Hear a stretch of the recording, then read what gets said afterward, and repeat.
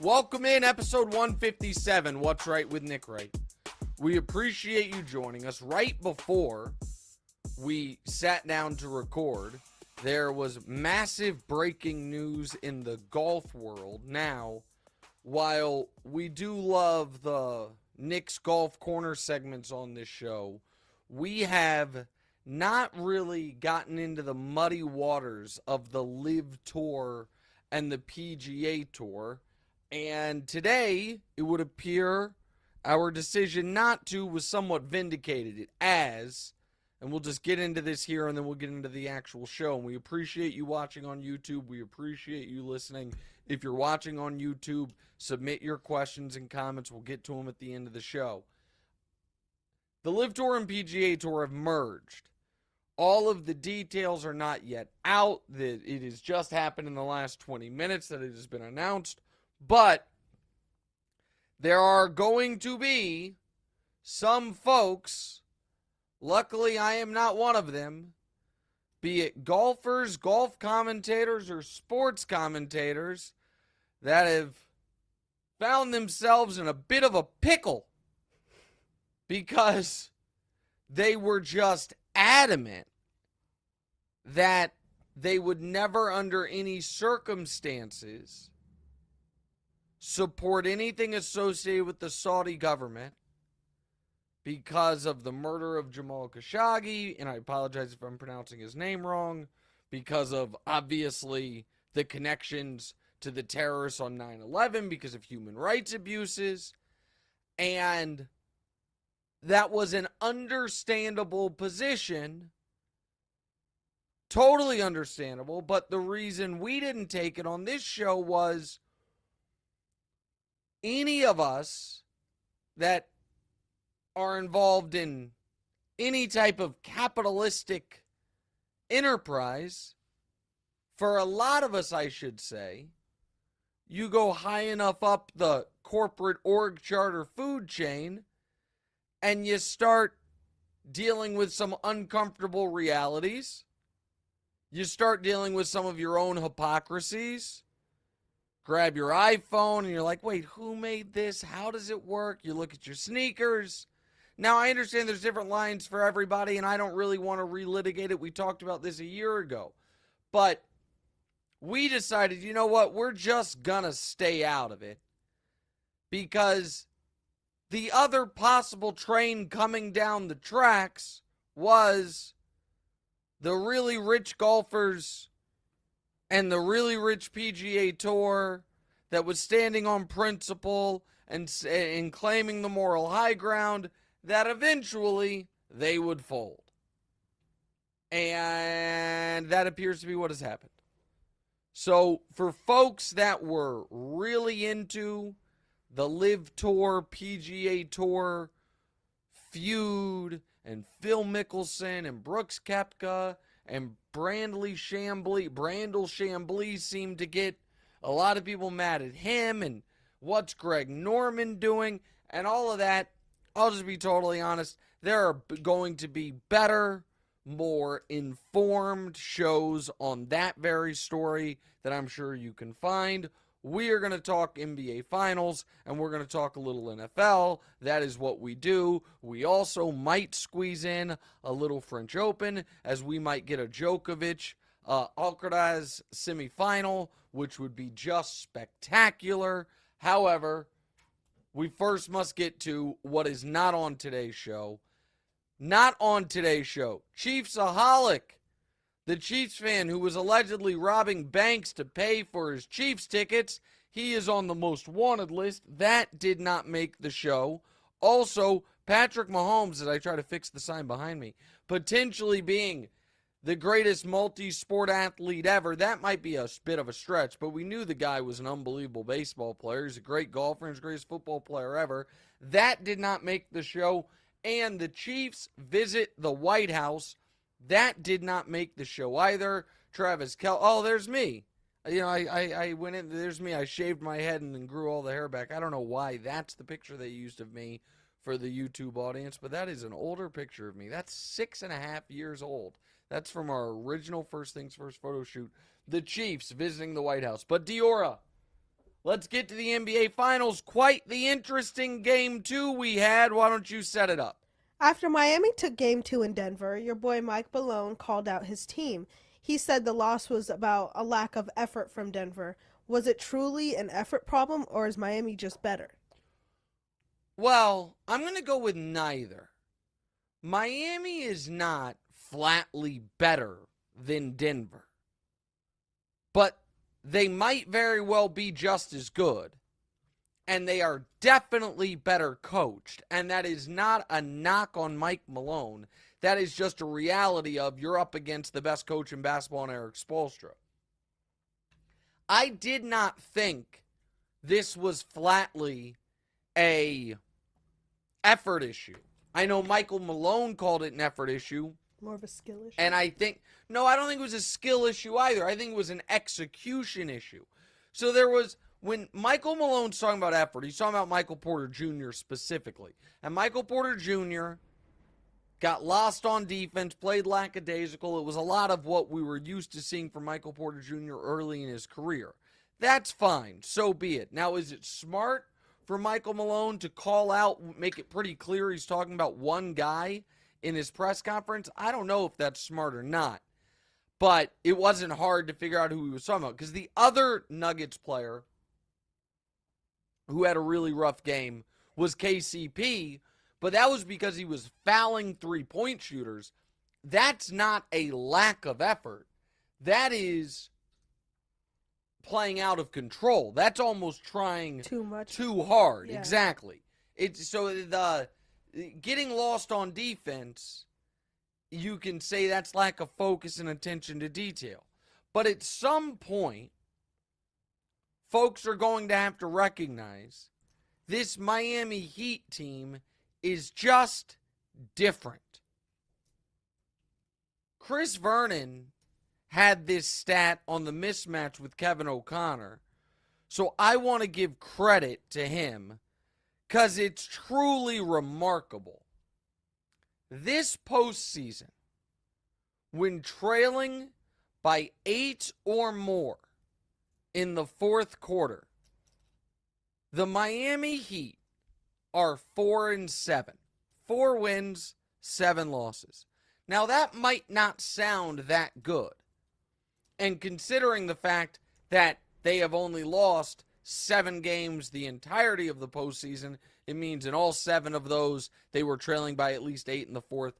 They're 4-7 these playoffs when trailing by 8 or more. The rest of the league, Diorra, that has happened 62 times. Or 63 times, pardon me. What do you think their record is?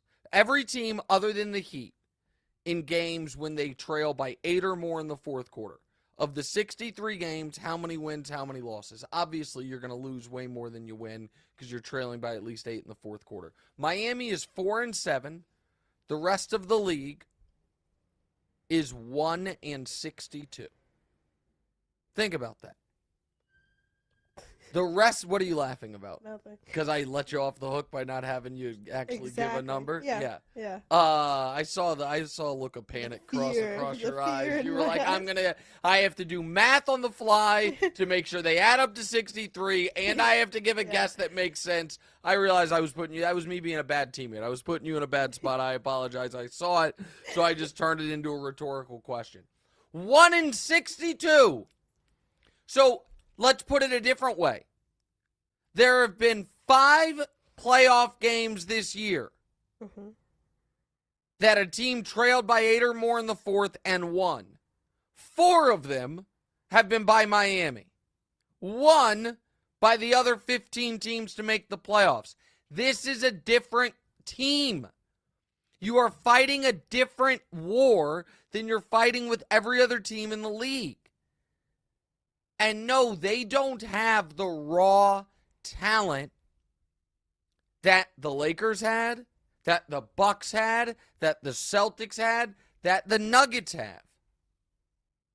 But they have unlocked a winning formula in a way that no other team this playoffs other than Denver has unlocked. And so I don't think it was that Denver didn't try. I think it's that Miami never bleeping quits and keeps finding a way. Now, I will tell you also why I think that win was critical. Piercing the balloon of invincibility of Denver, which had not lost at home this postseason, had not lost at home in a game Jokic played since March 12th, nearly 3 months ago.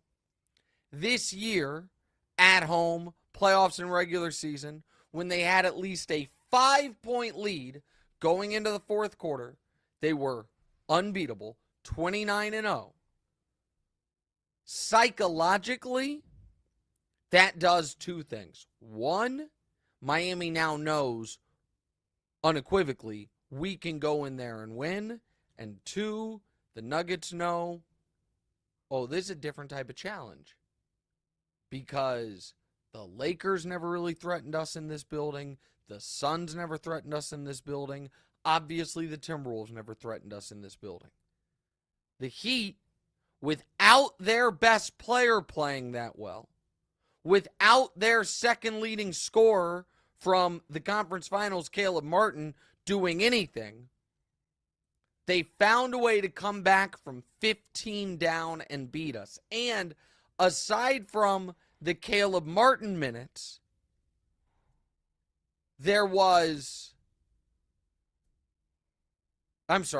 from the Cody Zeller minutes, I almost got that wrong, the Heat dominated that game.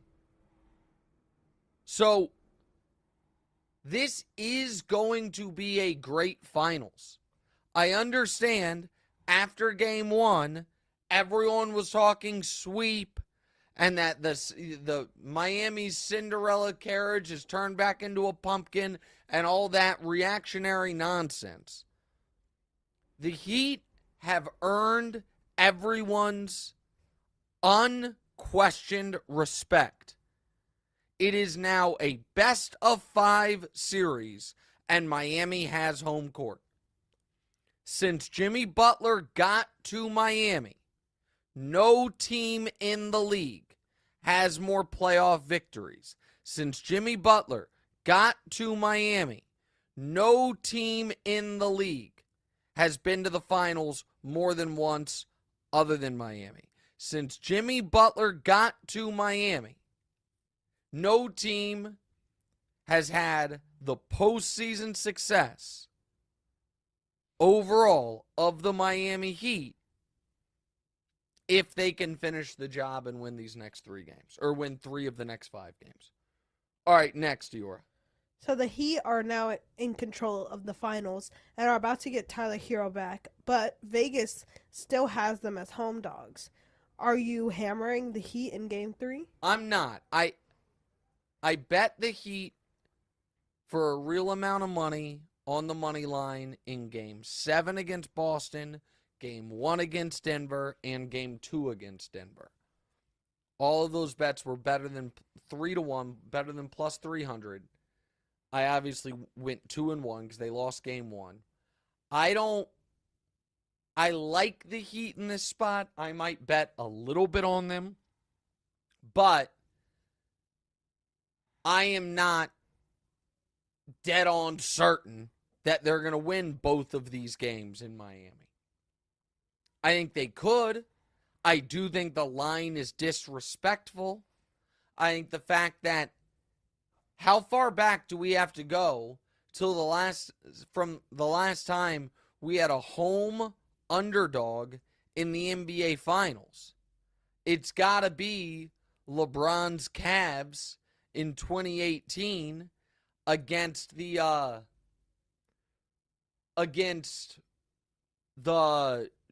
KD Warriors. I guess maybe the Raptors in the game KD popped his Achilles because they knew KD was coming back that game, but it's been years. So yeah, I do think it's a disrespectful line, and I'll probably bet a little on Miami, but I hammered Miami in Game 7, Game 1, and Game 2 because they were getting better than 3-1, and that was outrageous. This is Vegas basically saying this is not quite a coin flip game, but a 60-40 game. Now, I think it should be 60-40 in Miami's favor, but I don't think this is a mismatch. I don't think this is lopsided. I don't think Denver is a fraudulent team. That would be ridiculous. I just think the betting public's lack of regard for the Miami Heat is bananas. All right, next. Okay, Jokic dropped another 40-point game and a loss. They never win when he scores a ton of points. So I see why you are coming around on Jokic. He's like LeBron, where he could only win when his teammates hit the big shots. Yeah, I've always said it's very unfair that LeBron's teammates are allowed to make shots. It's such a dumb take. It's just, and that's not dumb by you. I understand the producers write the questions, but the idea that LeBron James, who has more playoff buzzer beaters and more playoff game winners than any player in NBA history, that he can only win when his teammates hit shots is just such a straw man nonsense that they knew would get me angry. By the way, hey, show the control room again real quick if you could, please. Because I do remember something from the last time we saw you guys. Hey, Daniel, where's your broom, buddy? Where's your broom? Oh, yeah, that doesn't... Yeah, no, don't put it down. Because, I've been talking behind the scenes. Gabe thought I was being a little harsh, saying that your job's on the line in these finals. Daniel, the Nuggets fan who trolled me in the group chat, and Gabe said we can't do that. So I said, you know what? Instead of, threatening the employment, let's just add to the responsibilities. And since the guy seems to like brooms so much, I figure when everyone goes home for the day, you can sweep up after the team. You can help everybody out. Waving that broom in my face, going into the finals, thinking the Denver Nuggets were going to become the first team in NBA. That was the other insane thing about the commentary. And then we'll get to the Jokic question, sorry. About the commentary all across media on Friday about a sweep. No team in NBA history has ever swept the final 2 rounds of the playoffs. No team ever has gone conference finals, sweep, and yet folks were ready to just start handing over the LOB to the Denver Nuggets and saying it was going to be a quick series.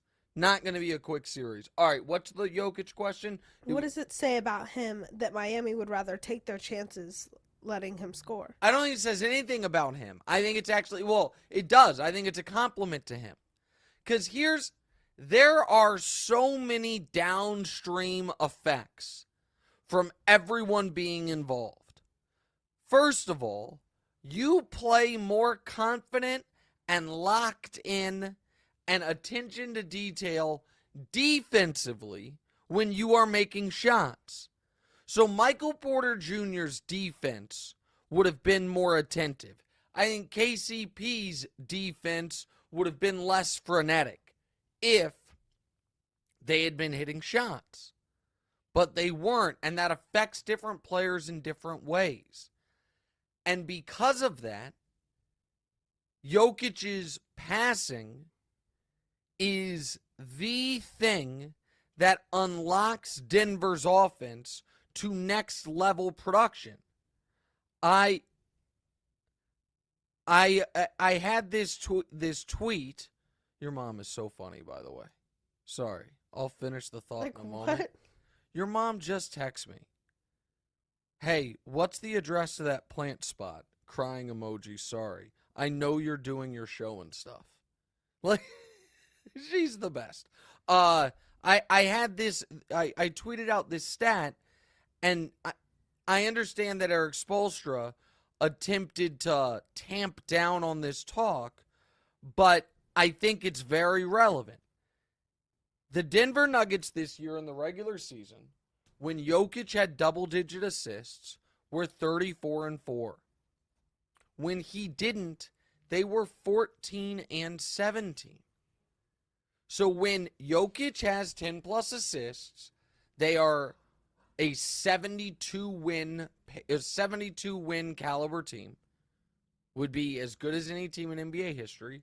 When he doesn't, they're a losing team. And we have seen, I brought this up before the series. I said this should be the strategy. 05 Western Conference Finals, Spurs Suns.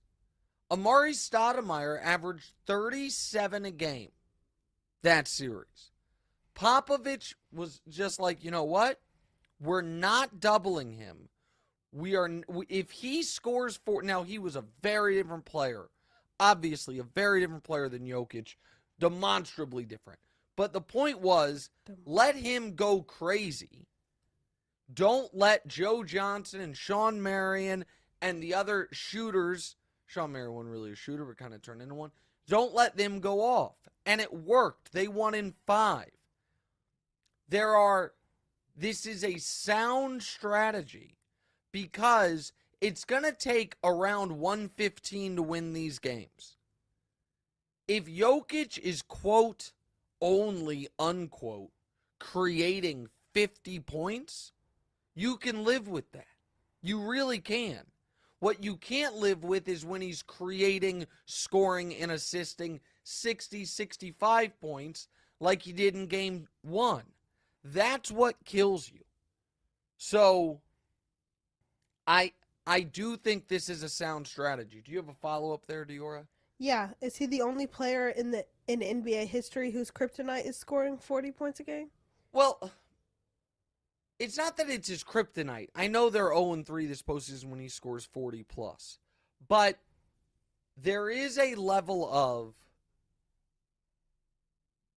other great playmakers. Isaiah Thomas was at his best. He could score 40. He was at his best when he was 20 and 10.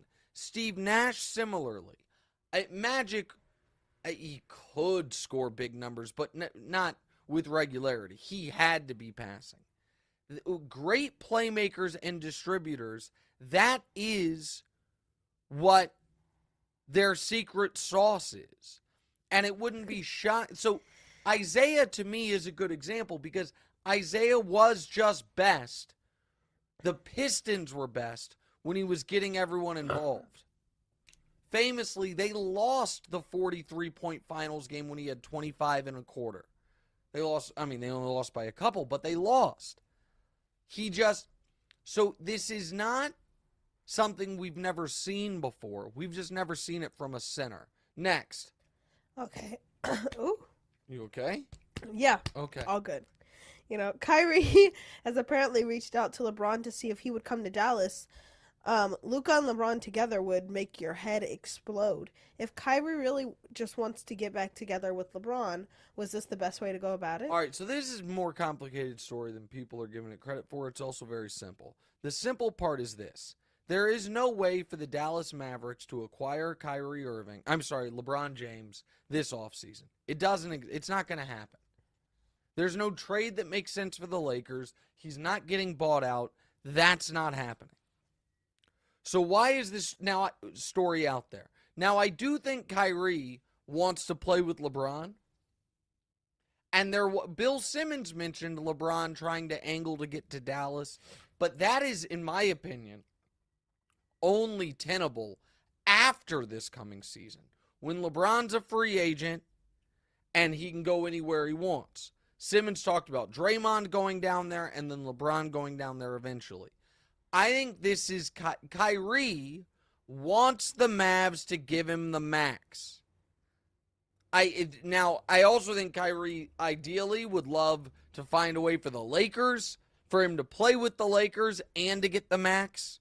I don't see how that is feasible because the Mavs are not going to want D'Angelo Russell in a sign-and trade. That's just not going to happen.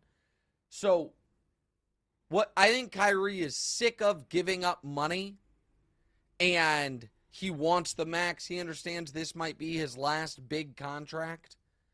But I think this is Kyrie trying to engender goodwill from Dallas, making it clear. There's two things. One is Kyrie trying to engender goodwill from Dallas. Like, look, guys, I'm recruiting for you. I'm trying to help this situation as much as I possibly can. and then also making it clear to LeBron, I still want to play with you. If you can somehow find a way to get me over to the Lakers, that would be great too. But LeBron, Luka, and Kyrie in Dallas this season is not a possibility, no matter what's being reported. That's the 20 minutes on the dot. Stayed under time. We will take a very quick break, come back, and play a game of right or wrong. What's right?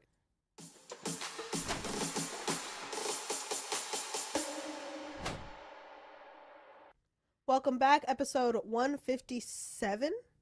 Are you right? I don't know. You said you wanted to bring us back. Let's hope That's so. the most important thing, to get the episode count right. I think I got it right. Okay, good job. What are we doing here? We're playing a game of right or wrong. Okay, let's do it. So, NBA Commissioner Adam Silver suggested NBA expansion is coming. Vegas has long been rumored as a home for an NBA team, and soon they'll be a four-sport city. Right or wrong, Vegas will be the best sports town in America. Oh, wrong by a mile. Now, it will be awesome to have 4 teams in Vegas. So, who is the current Well, best I'll get town? to that. Let me get to that in a second. Let me first explain why Vegas won't be. Number of things very difficult for warm weather places with awesome things to do being the best sports town. So, why is LA not a great sports town? Because of the beach and the mountains. That's why. Because there are so many other entertainment options, and another problem is cities that are disproportionately transplants don't have like the lifelong fan loyalty. We lived in Houston. Houston, not a good sports town. Sorry. I know people in Houston might get mad at me. Good football town. Okay baseball town. Bad basketball town. Not a great sports town. Miami, not a great sports town. Doesn't mean there aren't great fans, but is it the lifeblood of the city? No. Vegas, wildly disproportionate amount of transplants. It will be tourists, fans of opposing teams at a lot of these games. Like, oh, what road trip should we go on? Let's go to Vegas, see our team play, hit the strip, all that stuff. So no, those are not your best sports towns. Your best sports towns are either small markets like Buffalo or Kansas City, where the entirety of the Green Bay, the entirety of the town's identity is built up in having a pro sports team. I used to say this all the time about my hometown. I've probably said it on the podcast. The only difference between Kansas City and Des Moines is we have the Chiefs and the Royals, and they don't. Like, that's it. That the reason when I say I'm from Kansas City, people are like, oh, I know that place. It's because we have the Chiefs and Royals. I don't know that Kansas City is markedly bigger than, like I said, Des Moines or Lincoln, Omaha, Nebraska. Omaha is a great example. Like, what does Omaha have? Is Warren Buffett there? College World Series is there? I don't know. And the very best sports cities are cold weather, northeastern, angry places. Just are. Where the people's entire identity is wrapped in the sports team. There is not a lot to do because the weather sucks so much, and what it is you go to a game. So, Detroit's not northeastern. It's a great sports city. Chicago, there is a lot to do. It's a very good sports city. But Boston and Philly, and probably third place New York, are your best sports cities. Now, it also creates the craziest fans and the most irrational ones, but nicer weather, more entertainment options is that not New York, though? Well, New York's Because no matter what the weather, You could still be outside and So doing so many things. New York's unique. And New York's a pretty damn good sports city, despite all of the other options, because there are so many people that you know what I mean? You just have so many. Now, you might say, what about Los Angeles then? Has that many people? Los Angeles had so many transplants. Sports are not the biggest entertainment option because of Hollywood. And the beach really takes away. Like, there is... Sure, yeah, exactly. There is not a single, what I would consider, great American sports city that also has an awesome beach. Tampa's not a great one. Miami, Houston doesn't have an awesome beach, but it does have a beach.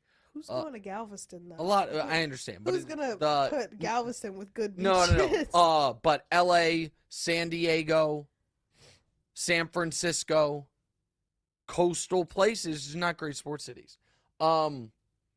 As far as where the NBA should expand to, Vegas and Seattle make the most sense.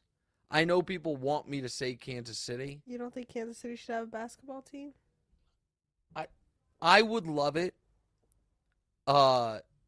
Kansas City's a college sports city for basketball. It's Jayhawks fans. We had one. We lost it. What team was that? The Kansas City Kings. They went to Sacramento. Oh, that's what People say Virginia Beach should have one. I guess that's a huge city that I just am not familiar with. If you wanted to put one in the Midwest, Kansas City would be the place. You have Oklahoma City, you have Denver, you have Chicago.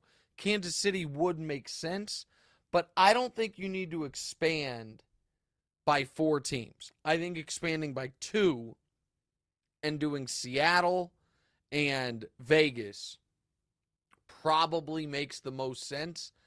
I also think that I'm trying to think if there's another city, another kind of area of the country that needs a team.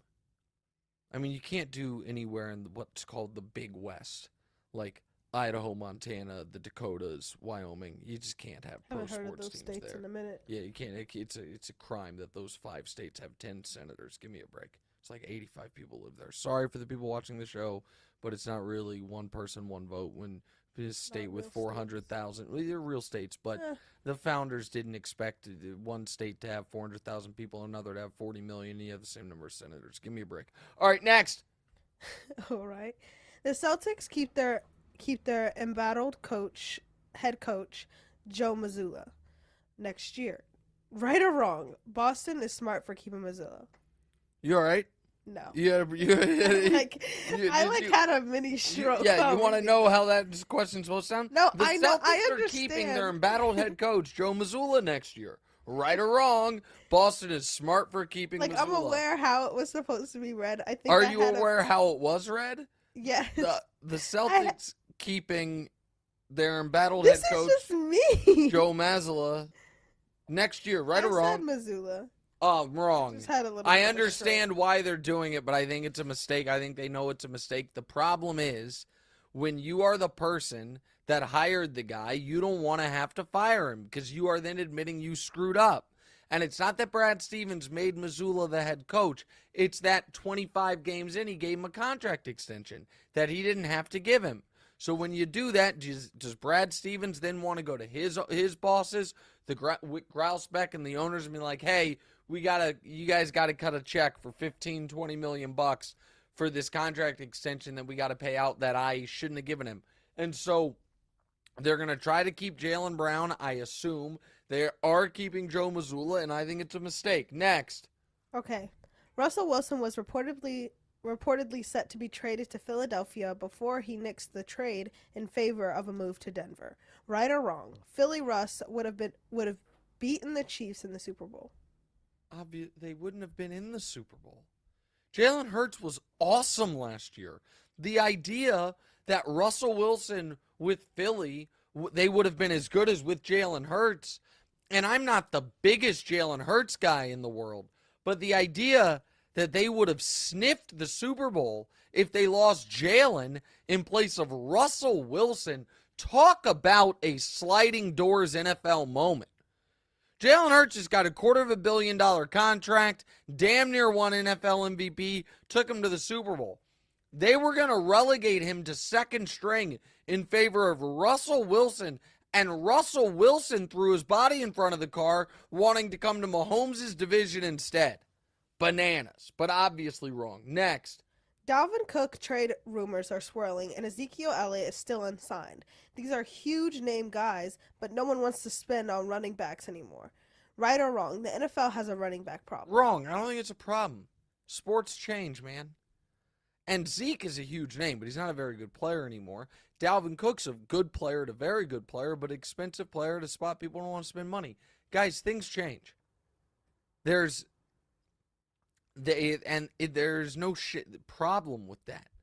There used to be a market in the NBA for what we called the big white stiff, the 7-footer that couldn't move and could give you 6 fouls a game and post up. Those guys are now unemployed.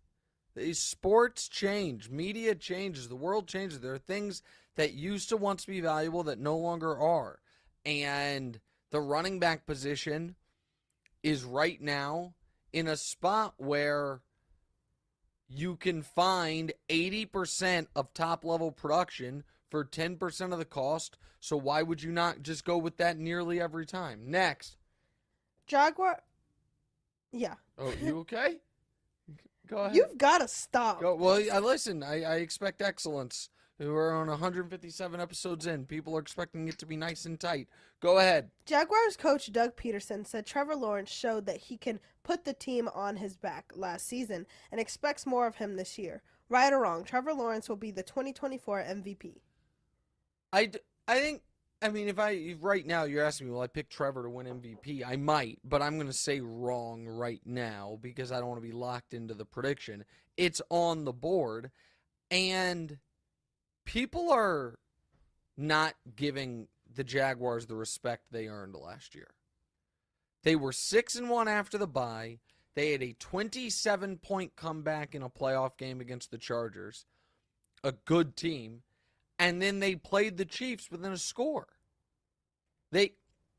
I said this on TV yesterday, and people lost their minds. Maybe this is why I'm trending on Twitter right now.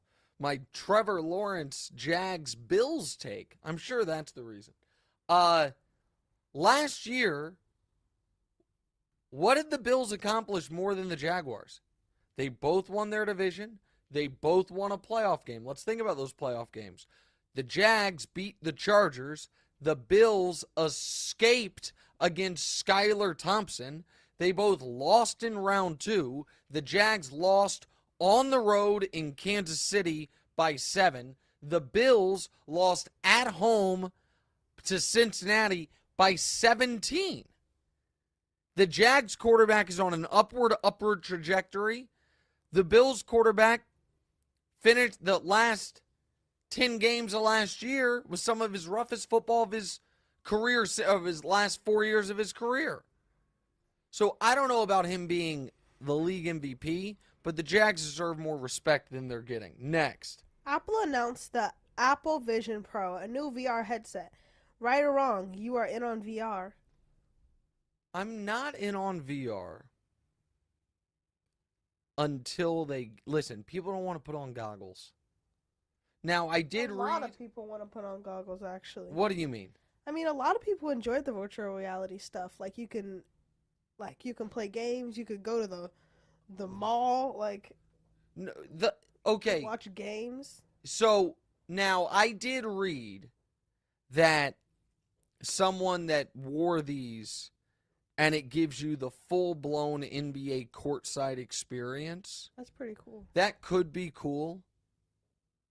But I don't think virtual reality or any of this augmented reality, because this isn't like a typical VR headset the way I understand it. It's, you put on this headset and then like your phone screen is in front of you and you can swipe with your hand and like it moves based on where your eyes are, and you can do all that without your phone in your hand. That's what a lot of VR headsets do. Okay, well I think I get that, but I think Well, yeah, because it's Apple, it's gonna. it's Yeah. exactly, and I think this is a more. I mean, it's $3,500 compared to the other ones, so I think this is a more refined tech. The point I'm making is, there might be a niche market of people that are willing to walk around wearing this. It is not going, but just like people are like, oh, 3D TVs, and then it's like, I gotta wear these stupid glasses. No.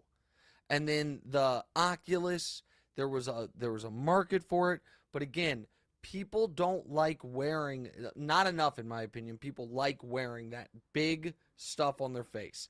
And I know the Apple one, it's clear, so you could theoretically just walk the streets with it on. I don't think people are going to do it.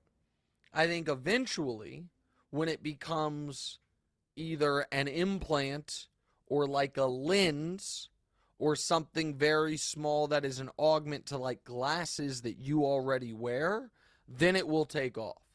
But people don't like walking around wearing what looks like ski goggles. Again, maybe this will end up being something like when Katie Couric and Matt Lauer were laughing about the internet, and they were like, oh, the internet, who's going to use that? And now they look stupid.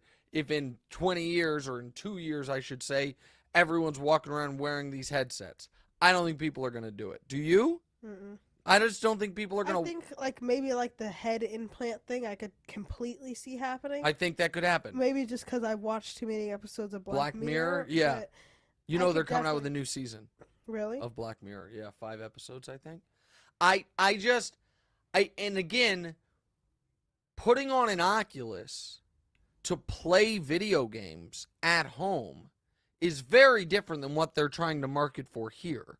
Because I get that. It's like, I'm going to sit down here and play a video game by myself. What does it really matter if I'm wearing this headset or, you know what I mean, headset or not? You sometimes, when you play Fortnite or your brother plays Fortnite, you put on pretty bulky headphones anyway with a mic. Like, I get that. But the idea that these are, I think, and I might be wrong, Apple wants these to be like AirPods. Like, people just walk around with them. I don't think that's realistic. Let me ask you this. How long till you think you start somewhat regularly seeing people on the streets of New York City walking around with these on? Few months? Yeah, I mean, $3,500 is a hell of a price point. But for the rich people in New York City, like that was like how people saw the other $600 headphones at first. And I know it's a totally different price difference, but when that first came out, everyone's like, I'm not paying $600 for some. You talking about the headphones you have? Yes, I am. Oh, okay, the headphones you have. They were a gift for the rich people in New York. They City. were a gift. Headphones you have. Don't no, but I'm saying like people thought that was insane when yes, when but it first you didn't happened. look. And But the thing is, you didn't look ridiculous. People have walked around wearing headphones for a long time. I think. But New York City is a totally different. Yeah, but I don't think rich people want to look ridiculous. And for different like. The fashion in New York is different than everywhere else. No, that's fair. People in New York don't care about walking around looking a fool because it matches my outfit. It looks okay. Cool. I mean, listen, I could be wrong on this. We'll see. I didn't buy land in the metaverse. I only very, very lightly dipped my toe into crypto. And I am not as panicked as everyone else is about AI. Maybe you should be. I am still going to short that we are where the tech needs to get for virtual reality to become a major part of our lives. I think we'll get there eventually. I don't think we're there yet. All right, last one. This last one. So maybe you should pronounce this one, but right or wrong, you should stop trolling me. Right or wrong, you should be better at your job. Quick break, right back. What's right? I quit.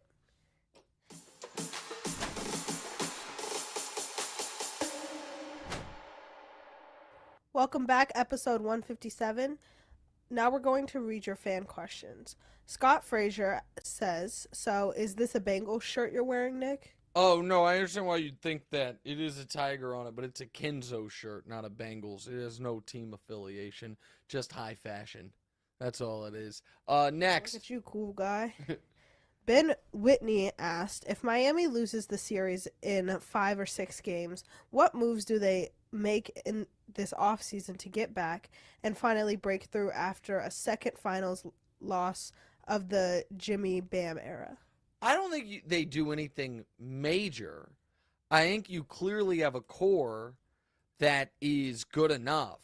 I think that you expect continued growth from Caleb Martin. You have decisions to make on Strus and Vincent. And because you're Miami, you're always going to be big, whale shopping, as Pat Riley talks about, and going after the biggest fish possible. But I don't think you do any massive overhaul unless you think, we're just not good enough. But I don't think they're going to feel like we're just not good enough. Next. Michael Harris asks, which team would be better if the rest of the roster remained the same? LeBron on the Mavs or Kyrie on the Lakers? Kyrie just needs to come back to the Nets. Okay, so that's not happening, and they don't want him back. LeBron on the Mavs, because LeBron and Luka, I just think would be an absolutely dominant offensive unit. That'd and be then insane. when you also have Kyrie as a shooter, they wouldn't be a great defensive team. I understand that, but they would be so overwhelming offensively. And I think LeBron would play more of a traditional small forward role. It's LeBron, and Luke is so much healthier than Anthony Davis that LeBron on the Mavs, to me, would be better. Next. Okay. Africa? Yeah, Africa I'm going Africa asked, Nick, does this series matchup remind you of the Heat versus Mavs in 2011 with roles reversed? No, listen, it doesn't, because there wasn't... I understand what the question there is, and I understand why, because it's like, well, in this situation, the Mavs are the less talented team with one star, and the Heat are the big favorites, but you flip it. So the Mavs are the Heat, and the Heat are the Nuggets, if that makes sense. No, because that series was not defined by really anything other than LeBron James, the greatest player of all time, having his only true professional failure. The moment got too big for him, and he short-circuited. That's all that was. That is not a duplicable model of, hey, have this apex predator, best player in the league, short-circuit in the NBA Finals. So, no, I don't think that would be in Jokic and LeBron. But if Jokic all of a sudden, had 3 of the worst games of his career in a row to end this series. But that's not going to happen. Next. Producer Matt asked, who wins more majors in the next 3 years? Hey, Matt, this question is unfair because I don't think Alcaraz or Djokovic are the 2 names. I'll go Alcaraz. I think he's the next guy up in tennis, and I think he's winning this major. All right, next. Okay, Jackson Hignite asked, serious question for Diorra. When are you and DeMonte going to unionize? Siblings of the world unite. Well, they're not going to unionize. Diorra's about to leave us. And she already has been better at negotiating a salary than her brother ever was. But I do think DeMonte is going to want a bit of a raise in pay come football season again. I think you're going to have to match us. Oh, that's what he means by unionize. That's what he means, that you two are going to negotiate together? Yeah. Okay, I'll just do the show solo.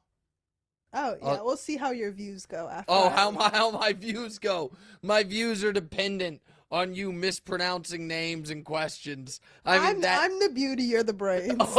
Okay, there's a good show. Right there, one time, good show. 9 out of 10.